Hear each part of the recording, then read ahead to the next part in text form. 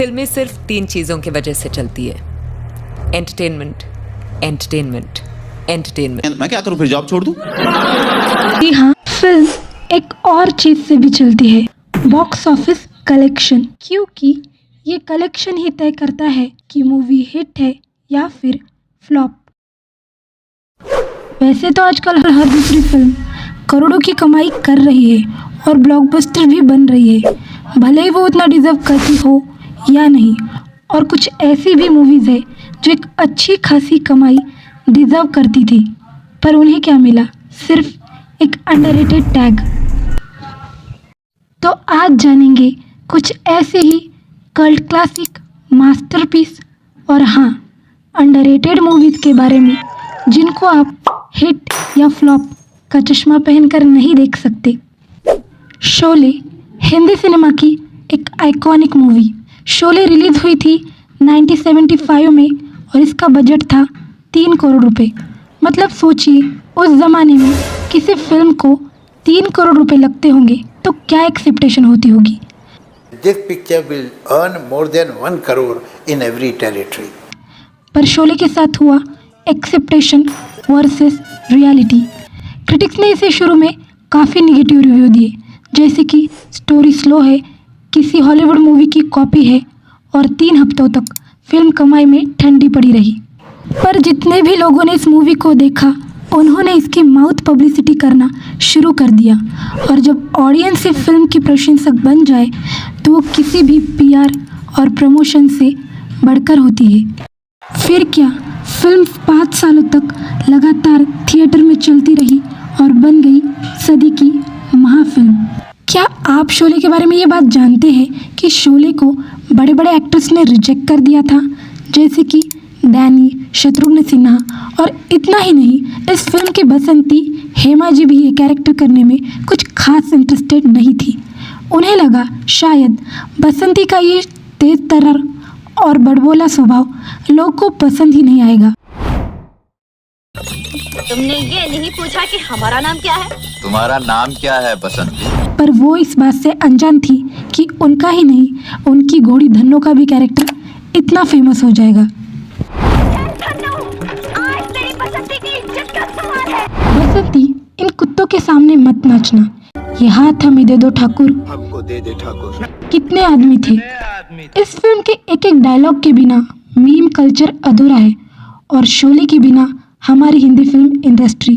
पर ये बात जानकर कभी कभी हैरानी भी होती है कि इस माइलस्टोन मूवी को लोग नाम से भी चिढ़ाते थे, मतलब शोले को छोले बोलते थे। हम जानते हैं। पर इन सब बातों को अब जाने दो, क्योंकि जाने भी दो यारो भी एक फ्लॉप ही थी। करप्शन और पॉलिटिकल सटार, इस थीम पर बनी ये मूवी उस वक्त के फिल्मी जॉनरा से काफ़ी अलग थी। सिर्फ 7,25,000 में बनी ये मूवी भ्रष्टाचार और राजनीतिक गड़बड़ियों को आईना बहुत ही कॉन्फिडेंस से दिखाती है। तब शायद लोग इसे समझ नहीं पाए, पर खैर, ऐसे टॉपिक्स लोग आज भी कहाँ समझते हैं।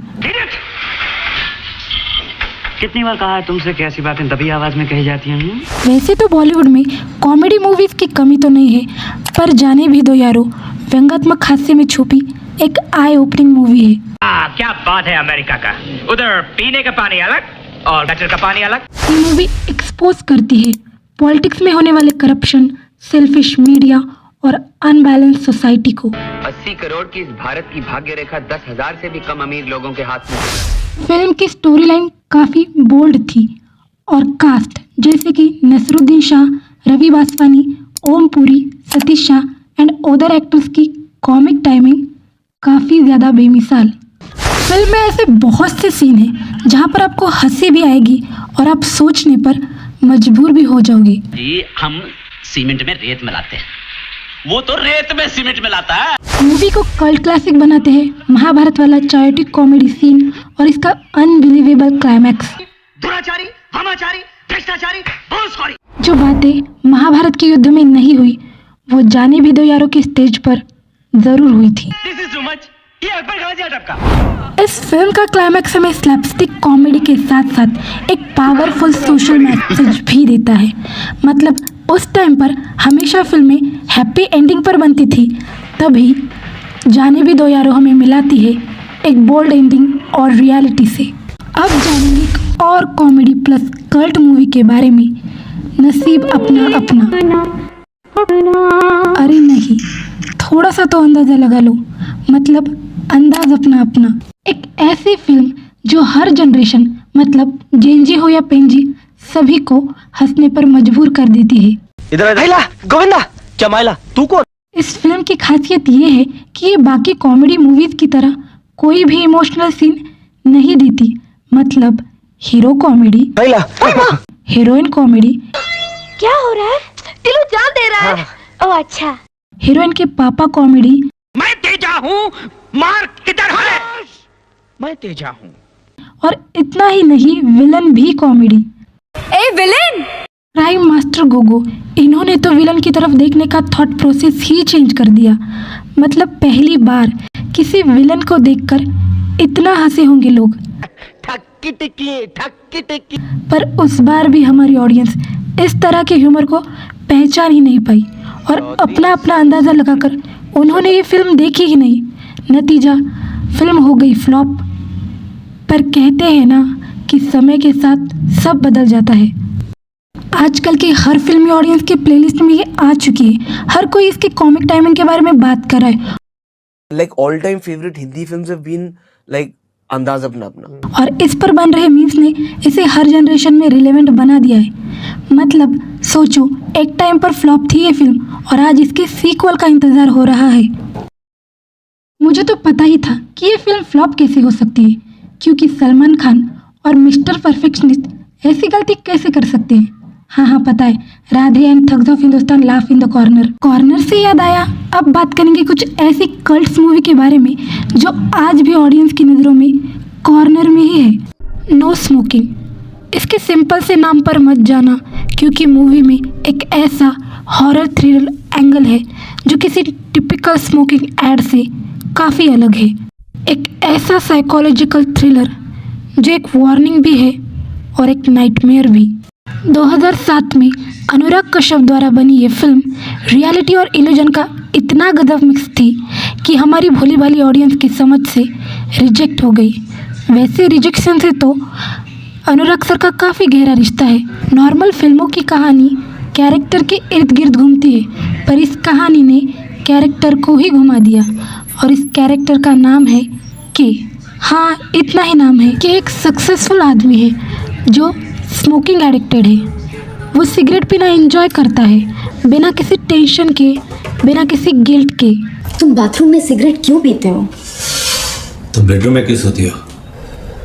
पर एक दिन उसका दोस्त उसे एक रिहैब सेंटर रिकमेंड करता है जो सिगरेट छुड़ा देता है परमानेंटली।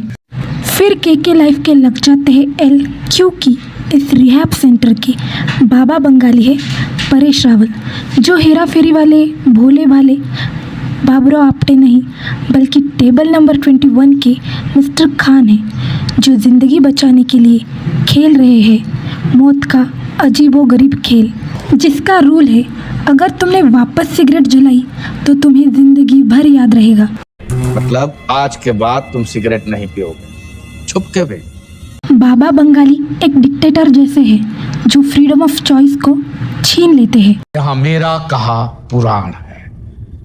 मूवी को सिर्फ थ्रिलर कहना गलत होगा, क्योंकि ये ईगो और फ्री विल ओवर कंट्रोल जैसे डीपर थीम्स को एक्सप्लोर करती है। नो स्मोकिंग बाकी सस्पेंसियस मूवी की तरह वन टाइम वॉच मूवी नहीं है, क्योंकि हर बार देखने पर इसकी एक नई लेयर देखने को मिलती है। पहले जो लोगों की समझ से परे थी, आज वो एक मास्टरपीस बन चुकी है। लोग आज भी इसके ओपन एंडिंग क्लाइमैक्स को डिस्कस करते हैं। कुछ लोगों का मानना ये है कि ये ईगो और एडिशन पर हुई जीत है, तो कुछ लोग ये भी मानते हैं कि ये अनुराग कश्यप की रियल लाइफ स्ट्रगल से इंस्पायर है। It's a film about me not wanting to quit smoking, but nobody let me smoke. When those fingers were cut, it's like this is what I used to write with. Right. Not holding a cigarette, holding a pen. आपकी इस movie को देखने की कौन सी theory है, comment section में ज़रूर बताना। अब अंडररेटेड और मास्टरपीसेस की बात चल ही रही है, तो अभय देओल का नाम तो इसमें आएगा ही। अभय देओल स्टारर मूवी है मनोरमा 6 फीट अंडर। जब मनोरमा ही 6 फीट अंडर है तो मूवी तो अंडररेटेड होगी ही ना। फनी बनने की नाकाम कोशिश के बाद अब हो जाते हैं थोड़ा सा सीरियस। मनोरमा 6 फीट अंडर एक ऐसा रहस्य है जिसमें हर सच एक नया झूठ है। एक ऐसी फिल्म जो राजस्थान के सूखे रेगिस्तान की तरह स्लो बर्न है, लेकिन जैसे जैसे कहानी आगे बढ़ती है एक अलग थ्रिल इंतजार कर रहा होता है। ये कहानी है सत्यवीर सिंह राधवा की, जो एक गवर्नमेंट इंजीनियर है और एक फेल्ड राइटर भी। और मनोरमा उन्होंने ही लिखी हुई एक फेल्ड बुक। इस सिंपल से आदमी की सिंपल और बोरिंग लाइफ चल ही रही होती है, तभी अचानक उसके सामने आ जाती है मनोरमा। कोई बुक नहीं, एक जीती जागती स्त्री। मनोरमा चाहती है सत्यवीर उनके पॉलिटिशियन पति पर नजर रखे। सिंपल सा केस, पर बात इतनी होती तो ना। सत्यवीर जैसे जैसे इस केस के डेप्थ में जाते हैं उन्हें इस केस के नए नए पहलू मिलते हैं। मनोरमा पॉलिटिशियन की वाइफ थी या कोई पहेली, और इस पहेली को सुलझाते सुलझाते ये केस और भी ज़्यादा उलझ जाती है। औरत कौन थी यार? वो क्या वर्ड बोला था अंग्रेजी में? Curiosity kills cat. मैं आपको बता दूं, मूवी का स्क्रीन प्ले थोड़ा सा स्लो होने की वजह से मूवी कभी कभी बोर भी लगती है, और ये भी एक रीज़न हो सकता है इस मूवी के फ्लॉप होने का। पर कोई नहीं, विनय पाठक का सटायर बिहेवियर तो कितनी बुरी है। सूर्पणखा से शादी की है आपने, तो फिर तुम रावण हुए ना? तो साढ़े मैंने कब कहा कि मैं भगवान रामचंद्र हूँ। और अभय एंड गुलपनन के कॉमिक कन्वर्सेशन आपको बोर नहीं होने देंगे। डिटेक्टिव, अब तुम जासूसी करोगे? कहीं तुम आगरा से भाग के तो नहीं आए हो? इस मूवी की अब एक लॉयल फैन बेस बन चुकी है, और फ्लॉप होने के बावजूद भी ये कल्ट्स में गिनी जा रही है। चलिए अब आप बताइए, इनमें ऐसी कौन सी मूवी है जो फ्लॉप होना तो बिल्कुल भी डिजर्व नहीं करती थी? अपना टाइम